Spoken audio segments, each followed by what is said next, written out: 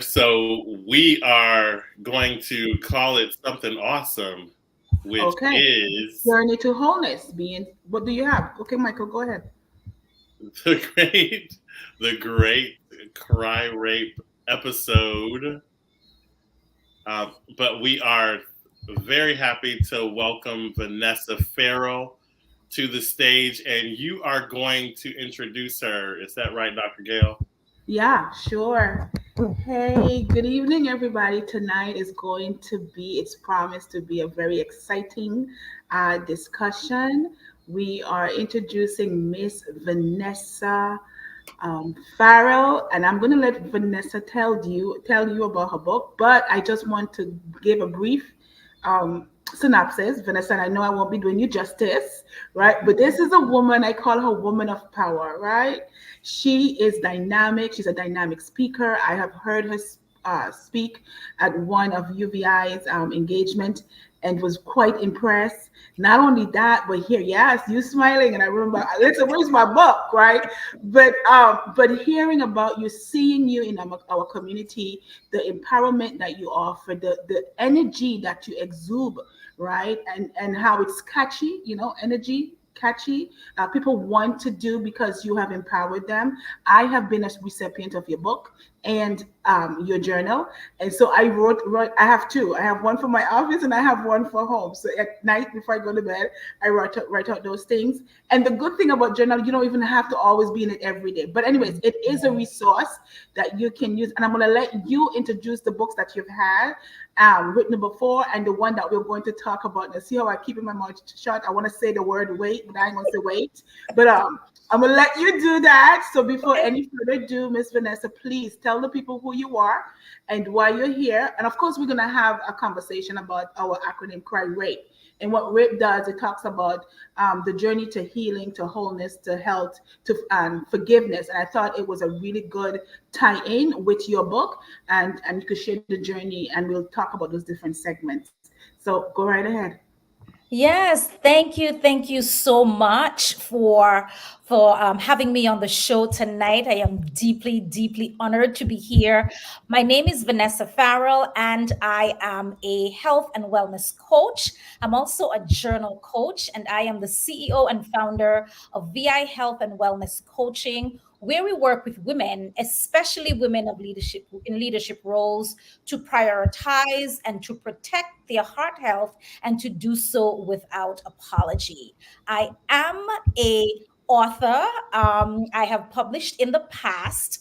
I have done most of my work has been anthologies. I have been a part of four anthologies, one of which I was a co-visionary, and that particular anthology was based in the US Virgin Islands, where we did an anthology called Passion and Purpose, 21 inspiring stories from women in the US Virgin Islands on leadership, business, and life. And today I am here to speak about my solo project. It's called Delayed, Not Denied: The Journey of Singleness. It's worth the wait. Thank you, Vanessa. So we are going to get right into it. Um, as I mentioned, Dr. Right, before I even get in, do you want to jump in and say, oh, and I must introduce to you my co-host. I'm so sorry.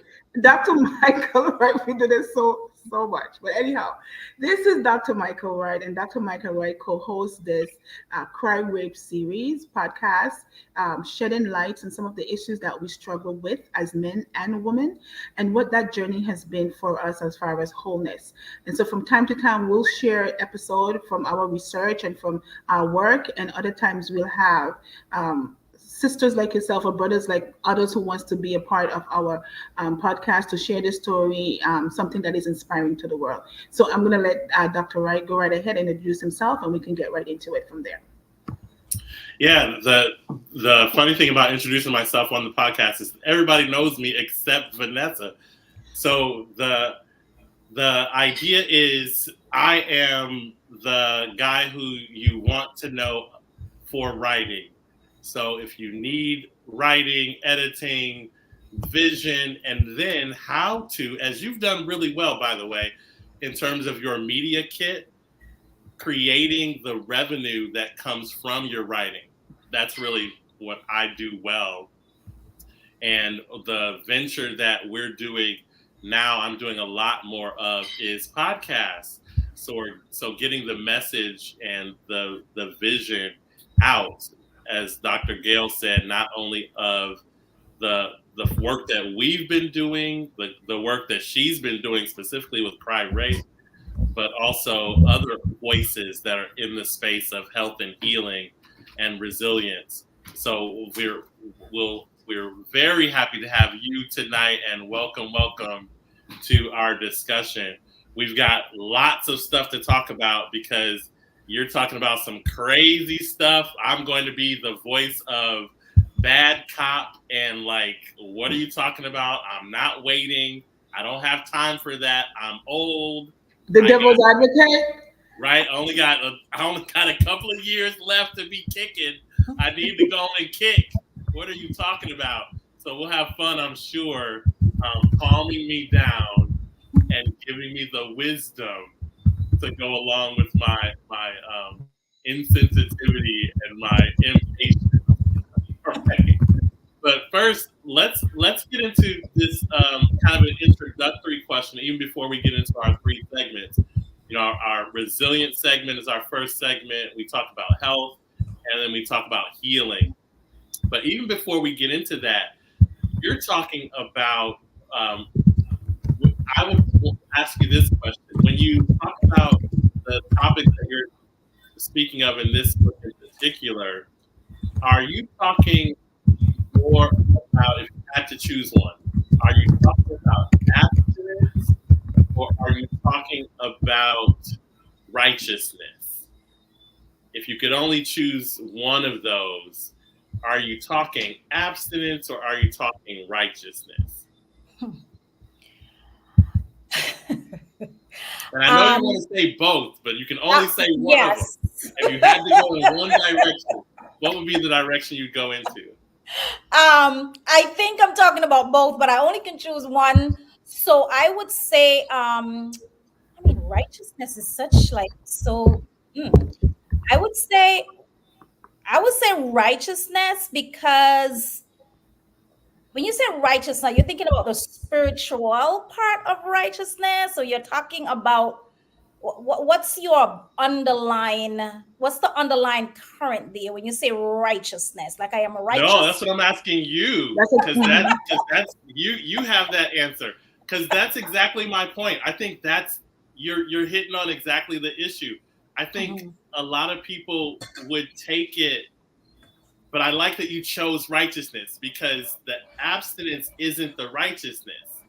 The abstinence is the thing that comes out of potentially the righteousness. But yeah, in my mind, it's much more of a spiritual calling toward a certain walk, and then it results in these things. But that's what I want. Is that the same for you? It's more of that spiritual piece? Or? Yeah, so I think it's more of the spiritual piece. So that's why we'll go with the righteousness, because I think if we I feel like I'm cut off. I feel if we go with the righteous part of stuff, that other part would fold under it because of the foundation of the righteousness. Yeah, so it's hard to choose, but if I had to, it would be the righteousness. Yeah, I think that's it. Like Dr. Gale, when you think about the people will hear righteousness, and I think that's what you were getting at, Vanessa. That right part of it made it seem kind of legalistic, or right? But no, righteousness is much more of a spiritual situation. Would you agree, Dr. Gale? Before we get started, I want to see where we are. Like, listen, I agree. So Vanessa, I have been reading snippets of your book, right? And the one thing that I like most in it, I'm talking about righteousness, I think there were a lot of wisdom and nugget in what you offer. Particularly, I'm talking in reference to the acronym WAIT, right? Where you talk about the wisdom and the keep asking and to be Mhm. intentional and trusting God for God's timing. I think oftentimes when we and I think that's what the book is saying in so many ways. Oftentimes when we talk about waiting on God or that journey to singleness, Mhm. um, so many women thinking that it is something that I have to be so anxious about, or because Right. I wait, my hands has to be still and tied, and that I can't be attractive to a man, or I can't put myself out there to for a man to see me. But I think the essence of what you're talking about, and please correct me, is Mhm. saying while I'm being single, while I'm going through this journey of wholeness and healing, Mhm. I love myself enough to know that I could depend on God to provide for me when He wants to provide for me. Because I'm going to have the wisdom, right, to That's seek right. God, and having the knowledge, Vanessa, to Mhm. know, well, that's not good for me. That ain't going to work. I don't want it, right? Keep asking Yeah. God for what is right. What do you want me to Yes. have? And to be intentional about your asking and then Yeah. trusting process, right? Can you speak more Absolutely. to that? Yeah, absolutely. Because I often say, because, with this whole concept of waiting and hoping, is that our hope and our wait is not in relief. So it's not like we're going to be delivered, we're going to heal, we're going to be restored. And once we get that, then, whew, then it's done. The hope and the wait is more spiritual undercurrent that, if you never find that right person, your hope is in God. Right. That wait, that waiting well is in God. And you know that that's where everything lies. It's not like you're waiting for this thing to happen. And then once it happened, you could just check it off and then, whew, Mm-hmm. everything is okay. So I just want people to understand that Mm-hmm. hope is not in relief. It's not in Mm-hmm. restoration. It's not in Mm-hmm. healing, but it's Mm-hmm. in God. And I think Mm-hmm. my faith is so strong that that's Mm-hmm. exactly where it lies. Mm-hmm. Mhm. Can I be so bold to even mention? Sorry, Doctor. I know you're gonna jump on Sister Girl over here, but to even in that waiting process, can I be so bold to say that while you're waiting, is it okay, or has it been your experience to be in a state of um, not just readiness, but a state of healing? And I know you say it's not particularly about healing, right? But I mean, I'm thinking if I'm waiting, there are certain things that I need to do, and I don't know that waiting mean again don't do anything. But if I'm Right. waiting, there are certain things that I need to do for me, right? Mhm. That Mhm. would allow me to be whole, or Right. that would get me to where I need to go, right? So in the Mhm. waiting, is it part of? And I know you mentioned the word is not restoration only, but to me, if we trust in God, all those things are part of that, right? So Mhm. it is Mhm. the restoration, it is the healing, right? It's the knowing, right? That Mhm. this isn't and this is what, and it's you getting to where you need to go. So even if it never happens, even if a man don't come, and the thing is, we don't need a man. Can I speak like a sister? Do we need man to be whole? Do we need a man to be whole? No, no, We don't really. need I mean, we don't need a man to be and do we whole, but put we our life? do. This is such a great topic. Do we put our life on hold, waiting for a man to come so that we can be whole, or do we wait being who we are fully, in full Absolutely. capacity? Right? Okay, Dr. Absolutely. Michael, go on, because I know you want jumping. Go ahead and tell the people about themselves. Before he jump in, is that, wait, when we think about the word wait, like wait is a verb, but I Right. think in the natural sense, when we tell someone wait, it's like you should stand still.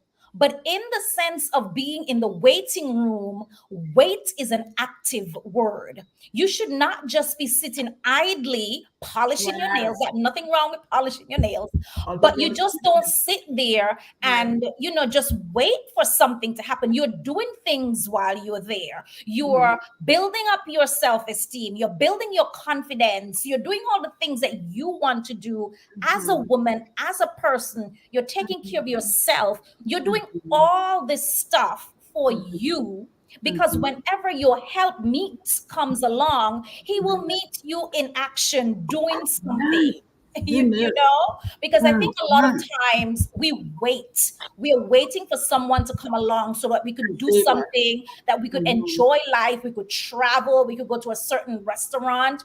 And I'm like, Mhm. no, I mean, I take myself out on dates once a month, every month, and it's Amen. on the Mhm. calendar. And that's what I do. And I take myself places where, if I was in a dating situation, these are the places that I would want to go as well. So, yeah. Mm-hmm. Good Definitely. job. Thank Hey, you. I think we're ready for a segment, the segment on resilience. And I really want it to show up. There we go. So the interesting thing for me, the first thing I want to talk about is to bring it home to the people who are out there, because our audience isn't the 17, 22, 25-year olds looking at what they might do to stay chaste and be ready for marriage. No, we're talking to the folks like us who are 40s, moving into the mid 40s, probably got a divorce or two in the mix, got a couple of long-term relationships that didn't work out, and the resilience we're talking about in this segment, in this topic, would be coming back after those disappointments and Mhm. being in a situation where you're telling me to wait, but I know a lot of stuff now. Like, I know how it feels to Mhm. be in that space of eggs with an S. I know what it's like, and let me just be frank, because I think this is really what's important. As a man, and growing up like I was a late bloomer, I didn't realize how sought after I was. Oh, So now that I'm in my 40s and I'm in the best shape of my life, I got the best mental health of my life. You've done the work of, like you said, you're taking yourself out. You're so desirable now because you know who you are, and so you're gonna get so many more, like, you're gonna approach by people. So you're telling me to wait, even though I'm in more demand than I've ever been? Like, how do you help people work through the spirituality of that expectation in that space? Yeah. I mean, you're absolutely right. You're more desirable as you get older. But the thing is, the what I buck up against or what I come up against is that once you get to a certain age and you get to a certain maturity and you've done the work, you might get a lot of, people who are pursuing you. But because you now have values, you have boundaries, you have standards, things that you may not have had in your 20s and maybe in your early 30s, the pool now becomes slimmer because the things that you used to, fall for, you don't fall for it anymore. So you might have a bigger pool of people, but the actual choices are very slim. Mm, So preach, preach. that's the problem. As you get more knowledgeable, the choices are slimmer because people may not want to live up to your standards. And people may not want to, deal with your boundaries in this era of Netflix and chill. Who cares if you have boundaries Right, around intimacy? You can mm-hmm. find it somewhere else. So yeah, it might be larger pool, more people coming at you, but they won't stay around that long because of And, yeah. and You can call it Vanessa, what it is. right, right, It's crappy out here. That's right. that's what you can say, crappy on the internet, but It's crappy. Yeah, we can say It, crappy. it's But it's a listen, mess. Like, people, like, boundaries, values, like, where, like what are y'all doing? Like, I get it. I'm not even talking about being the most chaste and like all that good stuff, but just like with knowing how to engage with people and engage your mental health, like, to be a whole person entering a relationship. Like, the big thing, and I'm sure you've seen this online right now, is uh, anxious avoidant relationships and attachment disorders Mhm. and all this different stuff. And people are like explaining how you work with people like that. And it's like, I'm like, no, no, that stuff is not healthy. Like, go to your therapist and figure that out before you. I'm not in the business of trying to help you get through I your avoidant know. attachment. I know. Like, what? It's crazy out there. These streets are crazy. These dating streets are crazy. Yeah, it's as I said, it gets tougher. And you talk about resilience, and you talk about having gone through experiences, because after you get a certain age, you've had experiences. And I think when I started to write this book in 2020, it was one of those celebratory year for me. I was on the verge of turning 50, and I had big plans. But then I had this thought in my head, and I truly believe this was a divine assignment. And it was, why not chronicle your singleness? Because as I looked around, there I was, about to be 50, single as a Pringle, with I love it. no I love it. prospects in sight. And I'm like, what happened? Like, where did my 40s go? Where did my 30s go? And I just decided that I was going to chronicle my journey. And it was not about blaming or shaming anyone. It was about, what did I learn? Was I the demise of some of the relationship? How can I get myself to be a better, best, self moving into future relationships? And this was my goal in writing this book. It was about, how do I show up for the next relationship based on what I have learned. Mhm. Mhm. Okay, so Miss Vanessa, we understand clearly why you were inspired. So you were chronicling your experience as a single woman Mhm. who was making life transitions, right? Um, and I get the all of that, but can you then tell us then what, or tell the audience how has your own personal life, right? Mhm. And I know you've influenced the book by doing that, but how Mhm. has that journey, or what have you learned? That's a better question. What have you learned from about yourself um, during the wait, and maybe what not to do, right? Because as like you guys mentioned, on the different levels, being Mhm. 20 and 30 and 40, you may have done certain things.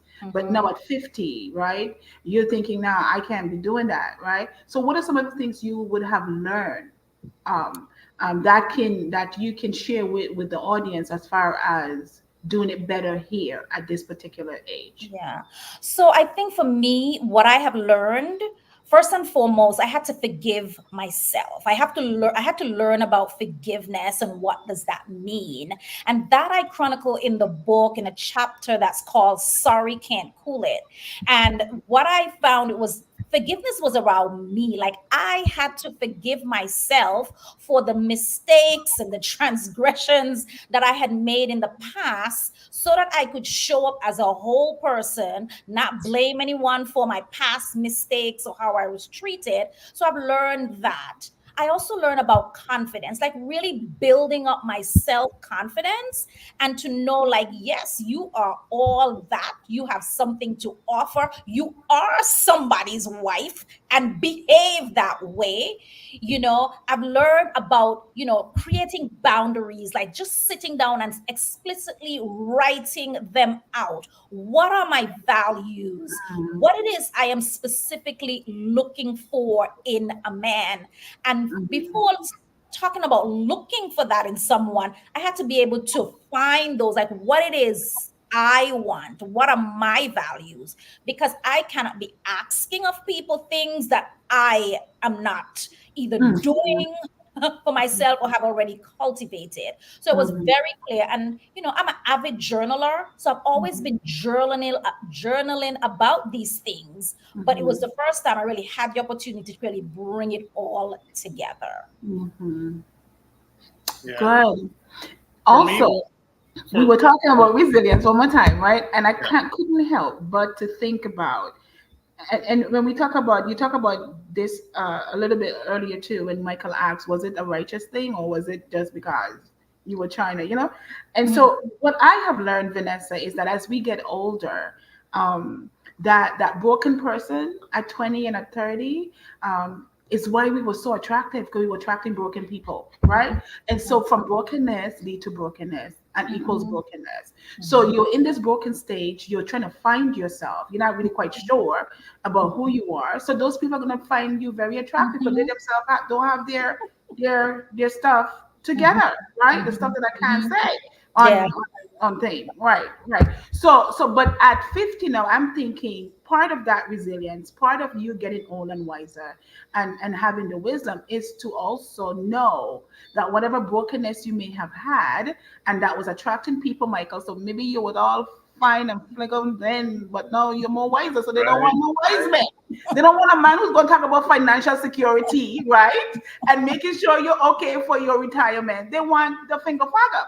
And so you're not going to attract it because not a lot of, and that's what I find, and that's the sad part.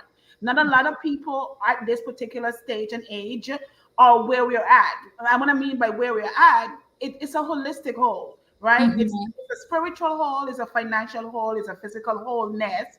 It's all of Mhm. those things, and those things comes as a package.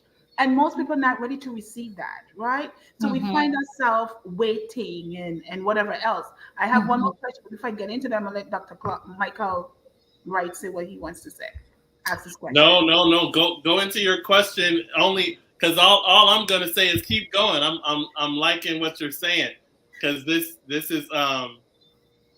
is really a timely topic because this I think I think about this a lot only because I'm so convinced that people do it wrong and they're messing me up. Yes, I am So, I am somebody's wife, you said. And right. I'm like, see, that's what me like. Why is that so hard? You know what I'm saying? Like, it just seems like it's a lot easier if people would just be honest, but they're too busy doing something else. But keep going, Dr. So Vet. my question, Vanessa, and that's a really good point, Dr. Wright. I have my dog with me. This is who's friend I have. But anyway, so my question for you, what are some of the chapters in that book that you can highlight that you want to talk about that Yeah. really resonate with you? Yeah. So going back to what you spoke about just now about all the things that people are looking for. Like, we have this list when we were younger in terms of what it is that we want. And usually is the what I call the 666 list. You need a six figure, six packs, and 6 feet tall. But as you get older, you realize that these things are so fleeting, they don't mean anything to you. The list that you have is now upside down because now you're looking for things that are more substantial. So for me, yes, I mean, we all had our lists, whether we wrote it down or not. But over the years, you realize that those things, once you know what your values are, those things that you think were important are really, really not. 6 feet is nice, six pack is amazing, but it's going to turn into a keg, But so you just have to be realistic about that. So in terms of some of the chapters in the book, you mentioned about the whole concept of weight, and the book is really built on the foundation of that acronym weight. Weight meaning the W is about wisdom. We talk about seeking wisdom. And what I've learned through my research is that wisdom is not only knowing, but wisdom is how you live, because you could have all this wise thing that but if you're not living it, then it doesn't mean anything. And then the A is about asking, so keep asking, because not only that you put it out there in the atmosphere and it's coming back, but it's biblical. It says that we should continue to ask, we should knock, and we should seek. So we continue to do that. And then the I is about being intentional. And when I talk about being intentional, I find a lot of women who they're not truthful about what it is they want. They don't want to seem to be thirsty or desperate, so they dance around the issue about, wanting to be in a relationship or wanting to be married. So they skirt around the issue, even when in conversation with men, they don't bring it up because they don't want to. Oh, if I say this is what I want, if I ask for what I want, then I might just lose everything. So that part of the I being intentional, and the T is around timing. Not my timing, not society's timing, because we know society has a lot of timing on our life, but in God's timing. So throughout the book, it's threaded throughout the book, this whole concept of weight and how do we fall into those touchstones, as I call them. And then the other thing that I wanted to touch on was in terms of in the book is about this whole concept of my education and how it was a golden ticket for me. And personally, growing up in the Caribbean, where I am right now, I'm right here in Montserrat speaking to you, is that I grew up with women who were single mothers of Mm, quite a few children in tow, and they didn't want that life for me. So what did my mama, my godmother, my auntie, my grandmother told me? Go to school, get an education, don't get pregnant, get your own house, your own car, your own money. You can do battle by yourself.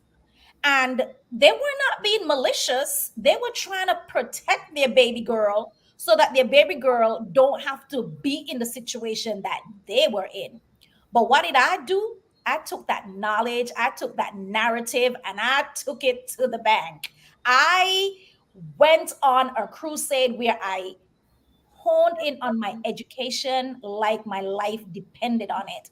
And during my time of, going to school, especially during my master's, I did not date because I just did not want it to deter me. I didn't want it to get me off track. So I just kept focused. And in retrospect, when I think about it, I say, I could have done both. There was no way that I had to be so gung ho on school and not doing things to really enjoy myself. But at the time, that was what I knew, and that's how I operated. mhm. Another theme Another theme in the book is around sorry can't cool it. Sorry can't cool it is about forgiveness, what I talked about this just now. And what I found in my relationship is that I was using the kindergarten strategy of forgiveness in my Ooh, relationships. hold it, hold it. Let's go to a break.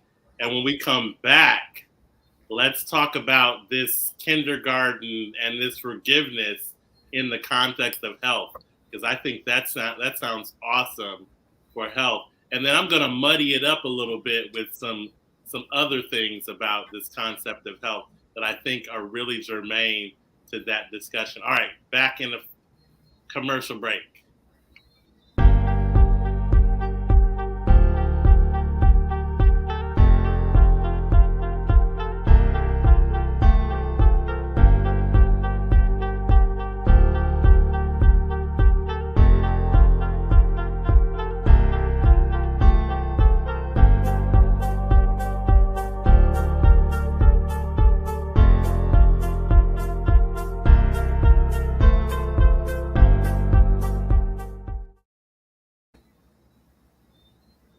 Are back. I am Dr. Michael A. Wright. I'm here with Dr. Gail and Guy, and we have a very special guest, Vanessa Farrell, who is giving us some insight, the wisdom to wait, and some other tips on righteousness and how to be the best that we can be.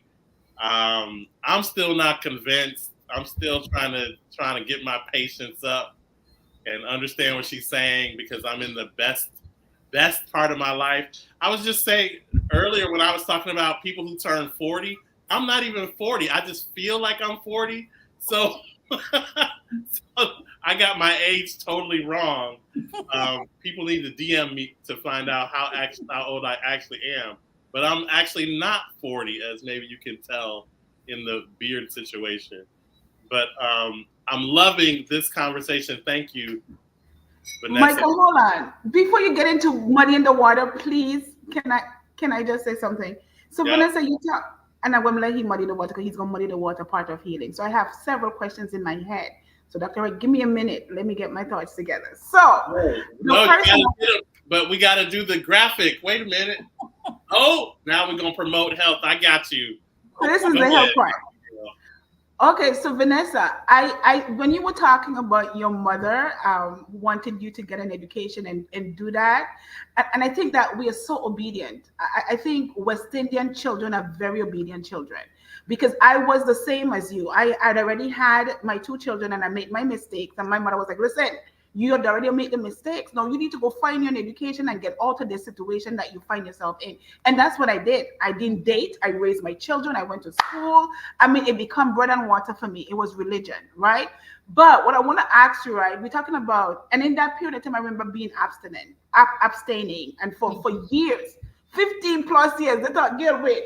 And I was still very young. I was still in my 20s and 30s until I got married again, and that was another story. And so when we talk about that, I want you to talk specifically to single moms or even single mothers like myself at the time who were struggling, as far as abstinence, abstaining and waiting, and also for the younger generations, because I know we're 40s and 50s, although I'm not 50 yet, I'm almost there. But for the young people them who coming up who just don't know what it is, what waiting mean, and how do really encourage mothers who who want to go out and have some sex because they have all these children. We can say sex on national on Facebook. I feel Actually, who yeah. have all these children We and strike that. We strike that. We do not even. We don't agree with that. She misspoke. Don't take us down. Keep going. Egg, and with an who S in front and of it. who no For no some no really reason, you really can't okay, say that Michael, word. hold on. So You really the can't. serious note is that we have these single mothers who wants to go out and have a good time because you're thinking, I'm stressed, it's a whole lot. Why do I have to wait? Right? So what do you have to say to single mothers? And then Michael could muddy up the water as far as healing and how do we address our young people, our young girls in their No, and 20s? let me jump in because that actually is the muddy water I was gonna do. So what you talking about? You muddied it. Oh, okay. All right. That's Muddy the for muddy muddy. We water. on the That's same the page. muddy Then we're doing water. right. We're doing well. We're And doing and well. I'm gonna make it. I'm gonna condense it even for you because it really is a question of like what it really means to wait. Because I think people are thinking that the word that we can't say on Facebook, that they think that that's what it's about, and that's where if Hmm. if I'm switching out of being bad cop into supporting what you're saying, the deal is that's the immaturity. Right. But go ahead. Yeah, so the weight, when we talk about the weights in the book, is not about the weight for intimacy, although that is important because that's the path that I decided I'm going to take, and it may not work for someone else. And when we talk about weights, for some people they think abstinence and intimacy, abstinence and what's the other word that they use? It's two different things. I'm going to be celibate. Celibacy is more of that religious, you more that on that side, but abstinence, could you abstain for a week, you could abstain for a month. But when you're talking about you're gonna think about what is the biblical base for why I'm doing this. And what I often tell people about abstaining or about deciding to be celibate, why are you doing it? Are you saying, oh, because I have 10 years sober or 20 years sober? You have to look at the deeper thing of why you're doing it. Now, going back to young people, and you say people want to get their groove on, they might want to do stuff. What you're telling me to wait? I think society has led, and I was probably caught up in that at one point, to really make a lot of young people feel that the only currency that they bring to the table is their body. you know Mm-hmm. and when you think that the only currency you bring to the table is your body, and you cannot go up against someone who could buy you a $200 plate of food or just all these things, someone may be showering you with all of these things, and you Mm-hmm. sit back and like, how can I give back to this person who has showered me? And the only thing or the only answer that most people can come up with is that The I have body. provide my body. So, Mm-hmm. I want to encourage women to know that there are other things that are even more valuable than your Mm-hmm. body, which is your time. The time that you might spend with someone, you are having great conversation with that person. You know, there's so many things. Your intelligence, your intellect, be able to solve problems, just being able to provide these non-tangible things in a relationship is worth more than the physical. part of that. And I think once we, remind women that we bring more to the table than that, then I Mhm. think the script will be flipped. I had a Mhm. conversation with my sister a few days ago, and I said, "Why we can't just band together as women and just say no, just say no?" And she said, "Girl, you on a one-way street with that, because that's not gonna fly." Wow. So each person to his own, to her own or his own. But I truly believe we need to know that it's more than that Mhm. when it comes to relationships. Mhm. Yeah, and so much more. That's really the health point. I think Mhm. it's your own health, physical health, mental health in this point, and emotional health, Mhm. because the idea of you offering that little is Mhm. really the question of what you're hoping for. So, Mhm. for example, to make it more clear, if you're hoping for a relationship that has Mhm. longevity, Mhm. and you're feeling like you only bring a very small thing to the table, or one Mhm. thing out of the Mhm. multitude of things you could bring, you only bring one thing, you're Mhm. not ready for what you're asking for. You know, Mhm. Absolutely. you got to be to the point where you recognize there are multiple things Yeah. you're bringing, Don't do that. and then you can feel more of the exchange. And I'll tell you, I'll say it out loud, even though no one will believe me until you get to this age. But if when you get older, wiser, you recognize that the eggs with the S in front of it is not it. You can't even have good eggs without having a multitude of other things that are going on. Or to say Mhm. it another way, the best eggs that you can have are going to be on top of the intimacy that is Mhm. built off of all these other connections. And like Mhm. you described, the this person is great in business, this Mhm. person supports you in this way. And let me ask you a question to respond to, because in that vein, I think a lot of people miss out because they're looking at the family.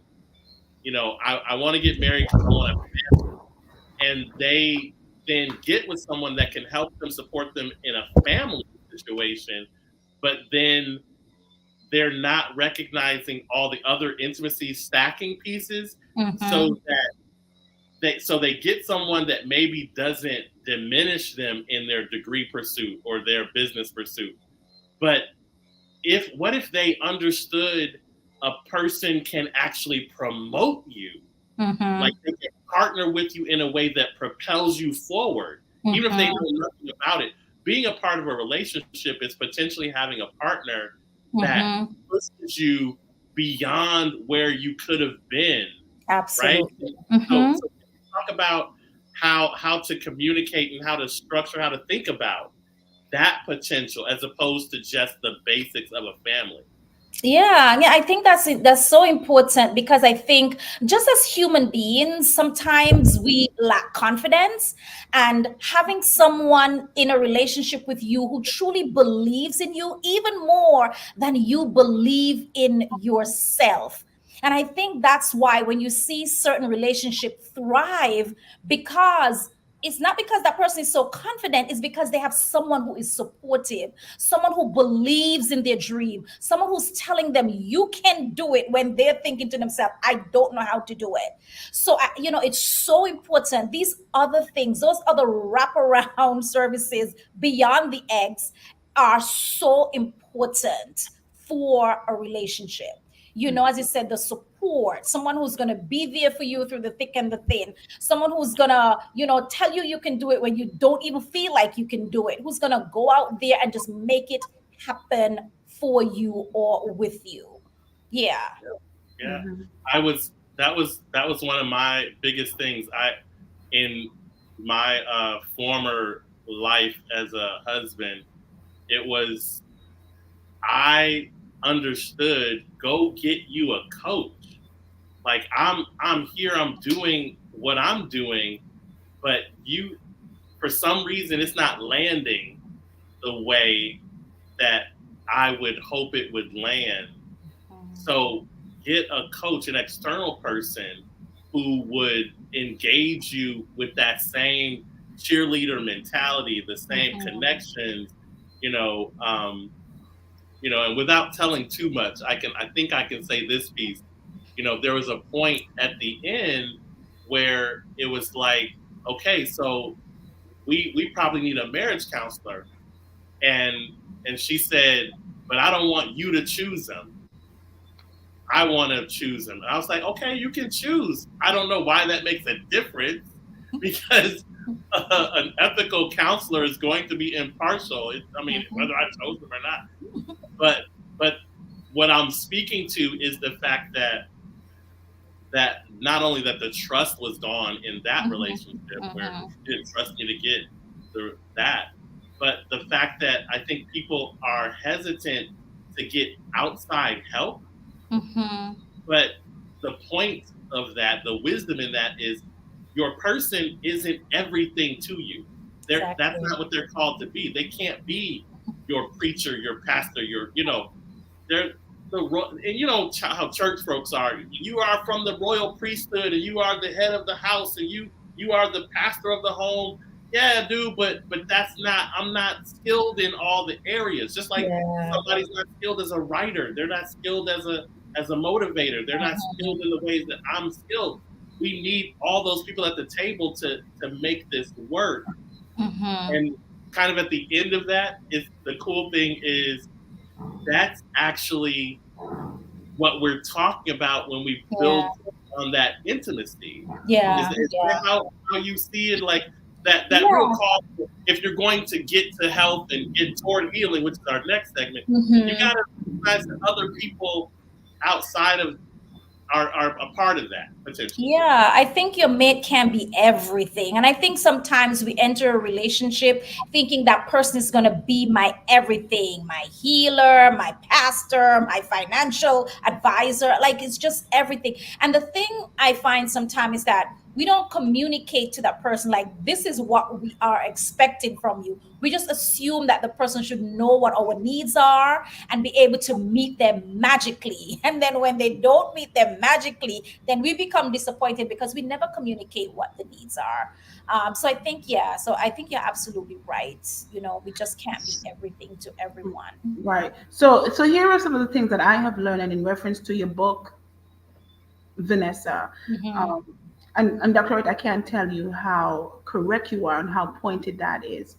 I think intimacy begins with a person taking the necessary steps to become what they need to become as far as being whole in a relationship. I don't know that you get whole, or not that whole, or that the relationship makes you whole, right? So if I have a partner, and I know one on one is two, we talk about husband and wife relationship. What I mean by whole, as far as a standpoint where you are, like you guys mentioned, you're everything for this one person. I think there must be some sort of a mirror.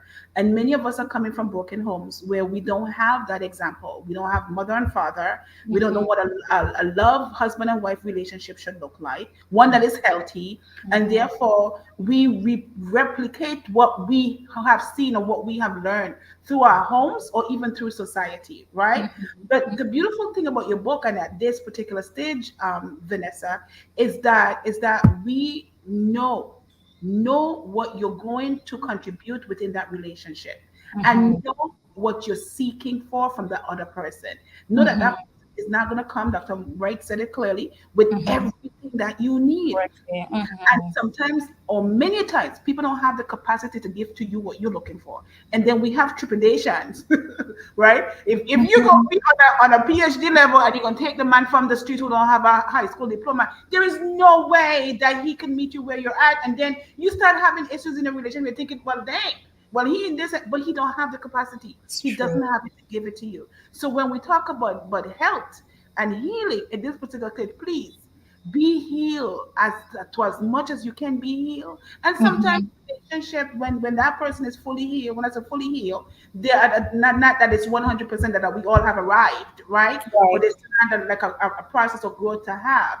I think Hmm. even better when we find two persons of like mind, that, and this could be a whole sermon, and we're not going to take it there. But we go so much together when we have like mind, we're equally Mhm. with that level, right? Not necessarily having all the pieces together, but have the Correct. willingness to learn, to Mhm. work together, to support. Mhm. If I like to spend money and use a saver, then great. But praise God, you can help me save my pennies. You understand? And so Yeah, it's yeah, in willingness to say, listen, I'm not good at this. This is not what I'm about. I am vulnerable in this area to you. I mean, can you help me? Right? So we yeah. have to, that's the healing part.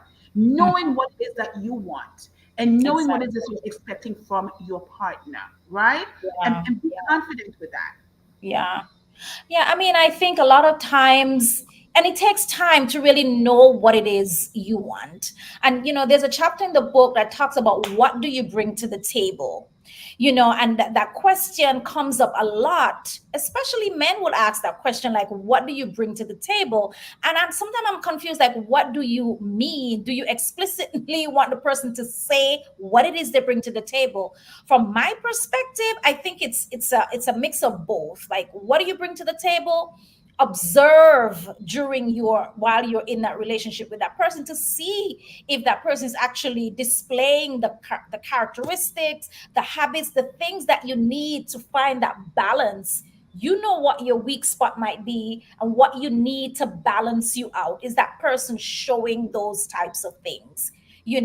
But I think a lot of times we think about what you bring to the table at these materialistic things, and it's like this or like that. I mean, for me, when I first heard that question, it was a question my sister asked about what do you bring to the table? And I was so busy listing off my educational attainment and my cooking skills and my domestic skills. But that's not important to men, because nobody ever walk up to me and ask me, what's your highest degree? Like, Mhm, they don't care, can you cook? mhm, But it's like these other things that we need, and it's different for different people. As you said, mhm, you need to be able to know what it is you're lacking and what it is that person could bring so that you mhm, guys could be, whole. mhm. Mhm. Definitely. Definitely. Yeah. Let's take a final break. And when we come back, pick up on this healing piece that I think you just segued very nicely into. What it's different for different people. What is it that you need? I think that's an important question. And Mhm. I know you help people to answer that question. So after the break, we'll make sure that they know where to connect with you.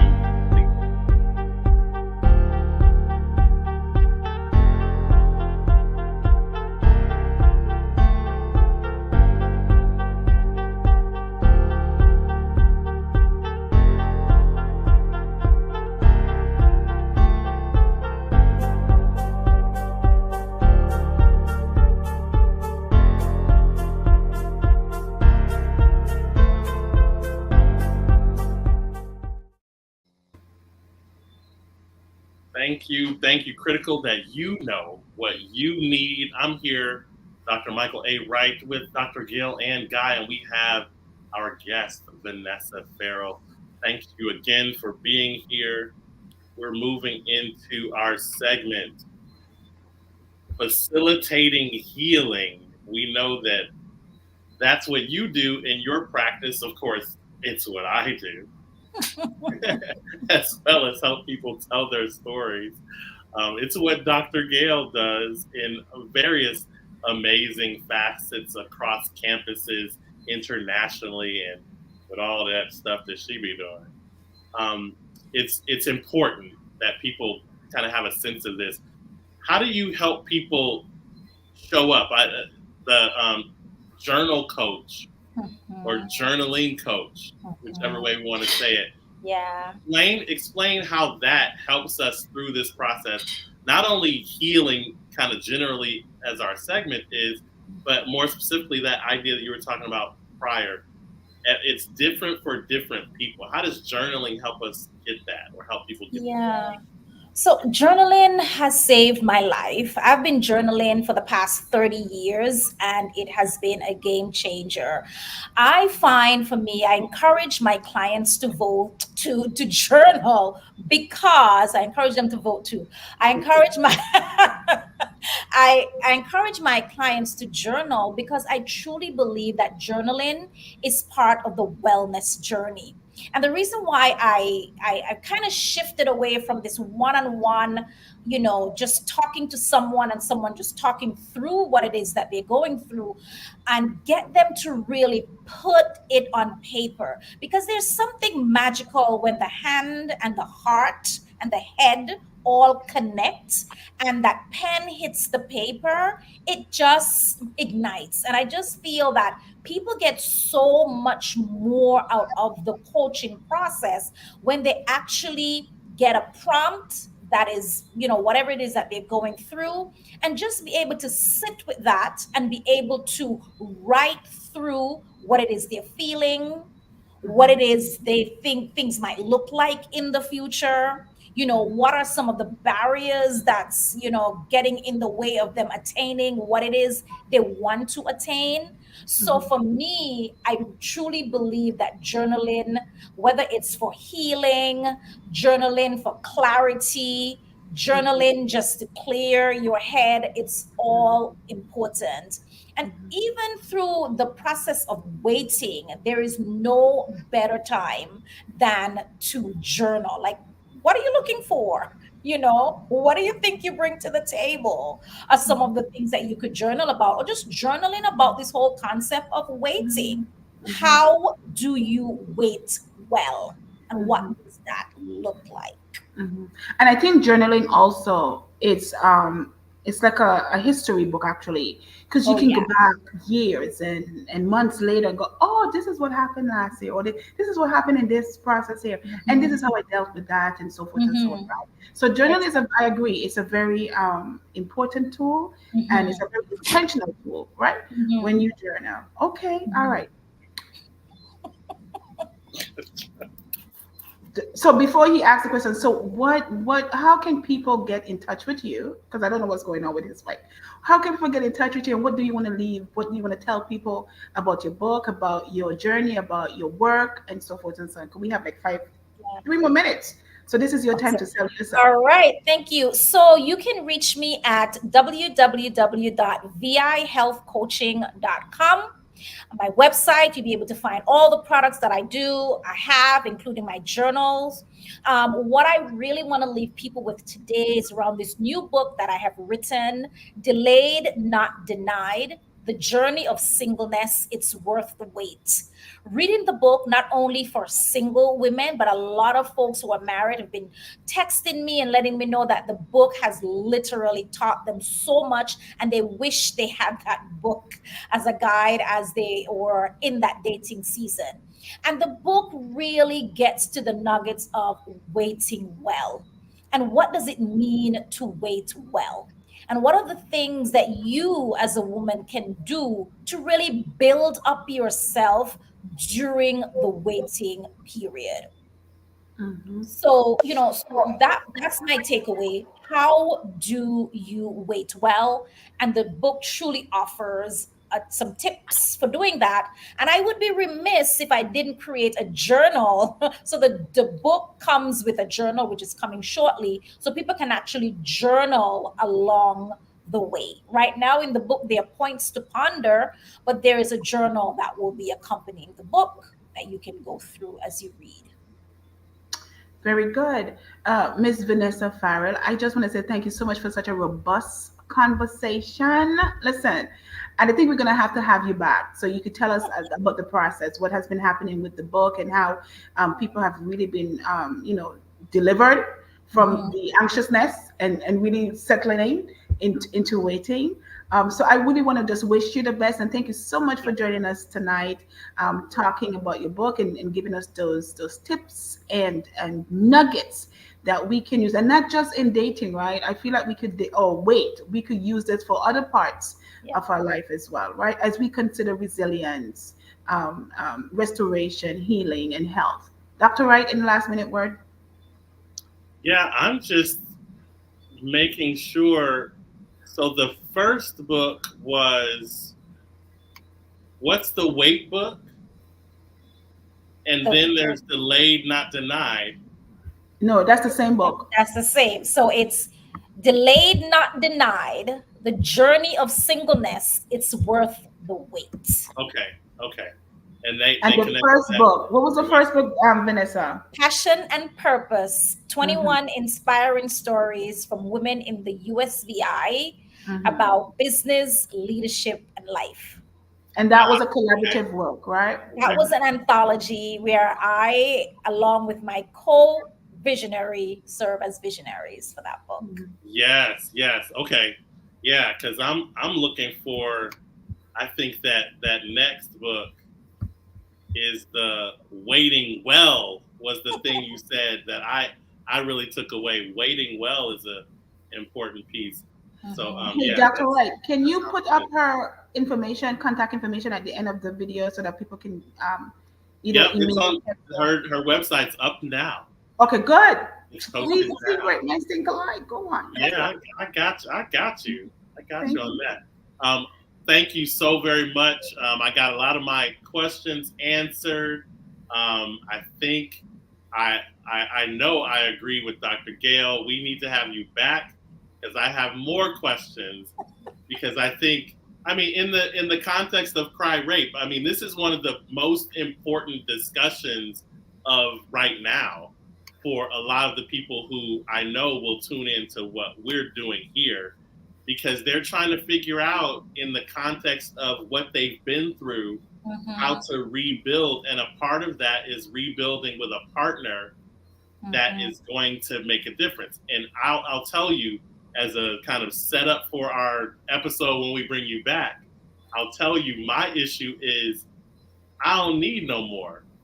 What I don't need any more romantic partnerships. I need more business partnerships. I need more um, philanthropic partnerships. I need more corporate sponsorships. You understand what I'm saying? It you know, it's kind of the thing that you were talking about, but it's in the context of what you were saying. You can do both, but especially at this part of life, you got to recognize what's in, like how you're going to find them. I tell people all the time, and this, like I said, this is a segue into the next episode because I tell people all the time, you are going to find them in the places where people are doing what you respect doing.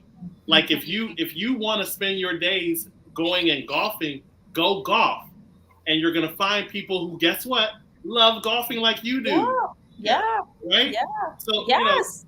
don't think you're gonna like, you know, Lord forbid, forgive me, you're not gonna find him at church. You don't like going to church. Listen, Be Dr. honest. Wright, Let's be he's off honest. the church. He's off You, the church range now. You're gonna find him at church if you believe in Jesus and Jesus coming back. Yes, you are gonna you find don't those like going believers there. at church.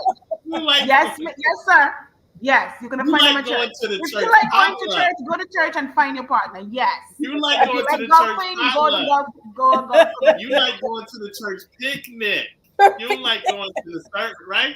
I'm just saying, like, that's we need to talk about that part because I think people are missing out by like we think that as we get into our 40s and you're single, you're waiting, you got that great journey, Mhm. and you got to throw away what you learned, like kind of don't date and all that. But no, it's the same. It's the lesson now, and you have the ability to do it better Yeah. now. You Yeah. can do it now with your eyes open. Is the Right. difference now? Well, Yeah. I You don't can want to be get contaminated people with all better. those dating partners, anyways. I don't want to be Yeah. contaminated, so I don't. So I'm praying that as I wait, the Lord will bring me to who needs me to be brought to, right? I don't want to Yes. be See? contaminated. I don't want to be being so, get to this point where I am healed and whole and sanctified in Jesus, waiting for somebody to come and mess up my little flow. No, no, no. Right? The Bible said the man who finds a wife finds That's a a good good thing. thing. Come find me. I ain't trying to contaminate this space here. Praise Jesus. Amen. Amen. See, that's why we need you back because we gotta help Dr. Gail. Oh, good. Yes. Yes. This was very All well. I right. appreciate you so much. Thank you. Thank you. So much. And Dr. don't talk Gail, about us. We're get not a date. crazy. We're just Talk, keeping it real. That's talk what it to is. her and get a date because we need to get back into this. Oh, okay.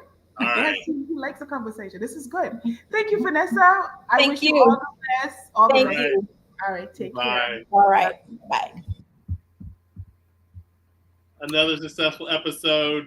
Have a good night, my friend. That was really cool. So I have a couple more coming. Are we live? We're not live still, right? We're still live. No, we can't talk what we're talking live.